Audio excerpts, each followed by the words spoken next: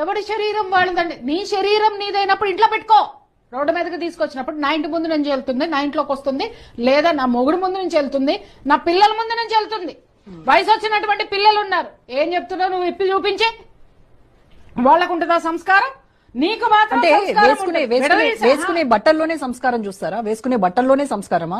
Character బట్టలతోనే decide చేస్తారా? తెలుస్తుందమ్మా character. నువ్వు మాట్లాడితే నీతో ఫ్రెండ్షిప్ చేస్తే ఎంతో 2 రోజుల తర్వాత, లేకపోతే 4 రోజుల తర్వాత, వారం తర్వాత నీ క్యారెక్టర్ ఏంటో నాకు తెలుస్తుంది. లేకపోతే నువ్వెవరో నాకేం తెలుసు. ఇప్పుడు చీర కట్టుకుని వచ్చానంటే నమస్కారం అండి అంటారు, గ్లామరస్ గా వచ్చావంటే హాయ్ అంటారు.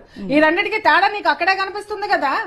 ఎందుకు ఇలాంటివి మాట్లాడొద్దు. ఇవన్నీ ఏంటంటే ఎస్కేపిజం అంటారు నేను. ఖచ్చితంగా ఎస్కేపిజం. ఏమంటే డ్రెస్సుల్లోనే ఉంటుందంటే ఖచ్చితంగా డ్రెస్ లోనే ఉంటుంది. పెళ్లి కూతురు లక్షణంగా పట్టు చీర కట్టుకొని కూర్చొని ఉంటే ఎంత అందంగా ఉన్నారనుకుంటారు. బికినీ డ్రెస్ వేసుకుని కూర్చొని పెళ్లి చేసుకోమను. ఎందుకు?